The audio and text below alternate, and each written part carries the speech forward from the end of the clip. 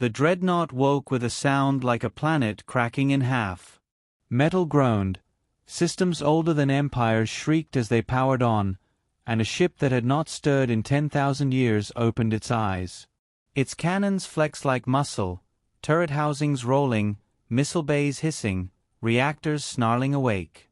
The void outside lit in pale blue lines as ancient sigils burned back to life across its armored skin.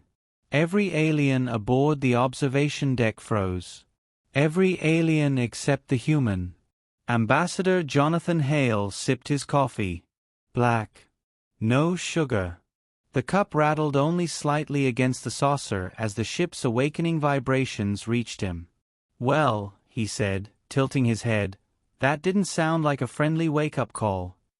The Vartes overseer, a crystalline entity with a voice like knives dragged across glass, spun on him.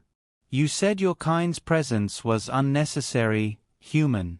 You said you were here merely as an observer," Jonathan said smoothly, setting down his cup. "And I am observing. Very carefully, in fact."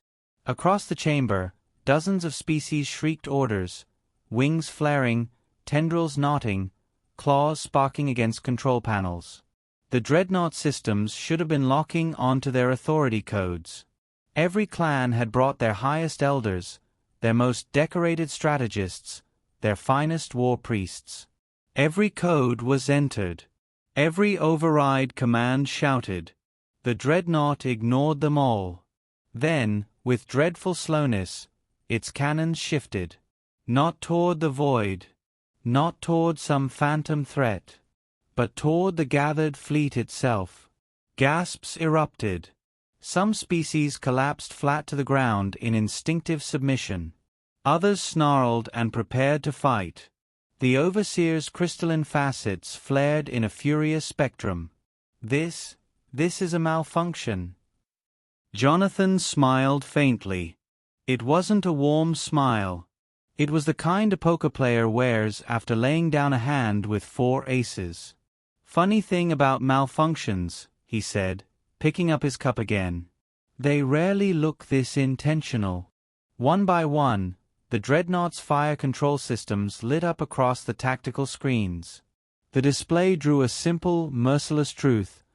Every cannon was locked onto every ship in the gathered fleet, except one. The human escort vessel. Silence swept the chamber like a guillotine blade.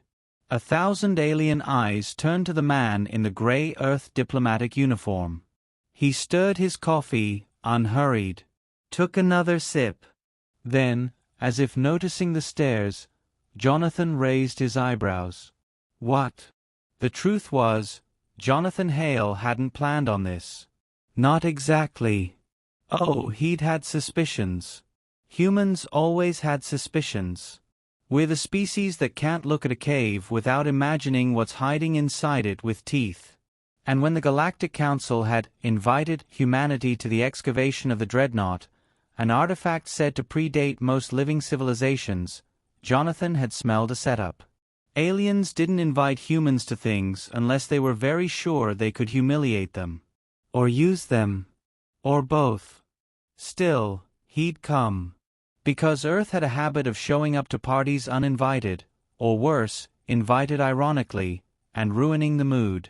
And now here he was, sipping coffee while a ship the size of a continent aimed a small apocalypse at everyone but him.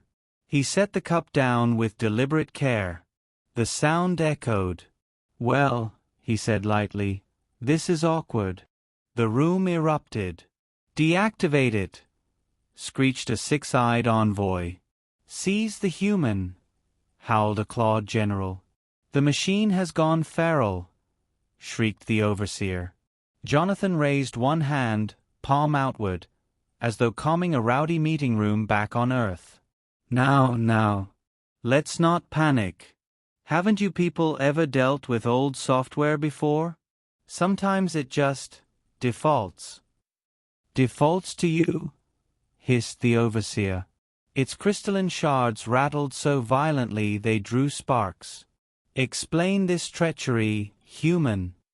Jonathan smiled that same polite, irritating, dangerous smile. "Maybe," he said slowly, "the ship remembers its last commander." The silence that followed wasn't empty. It was heavy, like an avalanche hanging just at the point of collapse. The truth, of course, was far worse. The Dreadnought did remember. Not its last commander exactly, but the genetic markers. A chain of authority written in blood and code by whatever species had first designed it. A chain that, through some cosmic joke or brutal history best left buried, had found its way into humans. Every alien delegation in that chamber had believed they were coming to wake their ancestors' greatest weapon. To prove their superiority. To stake their claim to a machine of war that could reshape the galaxy. Instead, they had woken something that looked past them all, and bowed to the ape with a coffee cup. Jonathan stood. He wasn't tall by human standards, but he was taller than most in the chamber, and posture mattered more than size. He smoothed his uniform jacket, tapped the datapad at his hip, and looked calmly at the main screen where the Dreadnought's targeting matrix painted every fleet ship in bloody red. "Gentlemen, ladies, various honorable configurations of gas and light," he said warmly. "I believe we've reached a critical point in our negotiations." The Overseer nearly shattered itself from rage. "You will release control of this ship." Jonathan tilted his head. "Release control? My friend, I haven't touched anything. That's the beauty of it. You all tried every override you had, and the Dreadnought ignored you. Which leaves me with a rather awkward question." He let the silence drag. He smiled wider. "Why me?" The aliens began to realize the scale of the problem. One whispered, "It is his blood." Another, "The humans were seeded by the ancients." A third, "No, they are the ancients reborn." Jonathan chuckled softly. "Careful.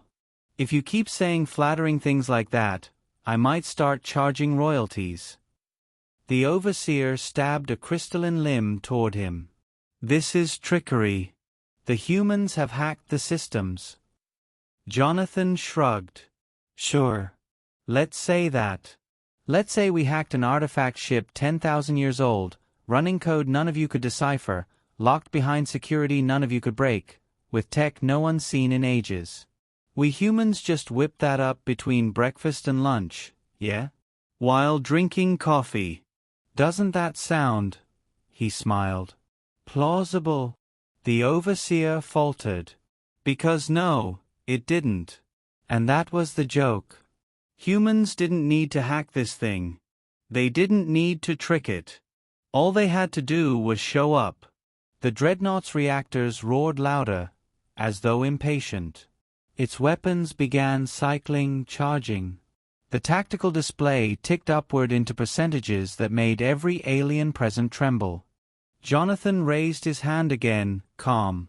"Now, I don't want anyone to think Earth came here spoiling for a fight. We came in good faith. To observe. To participate. Maybe to share a drink afterward." He glanced around, smiling. "But it seems the Dreadnought's in a bit of a protective mood. And I'd hate for it to get the wrong impression of your intentions." The Overseer hissed, "What do you want, human?"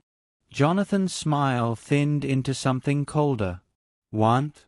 Oh, that's a dangerous word. Let's start with something simple." He gestured lazily at the screen. "Lower your weapons. All of you. Pull back your fleets. Smile for the nice ancient superweapon. And then, maybe, just maybe, we can talk terms." It escalated quickly after that. The fleets, grumbling and humiliated, powered down their weapons.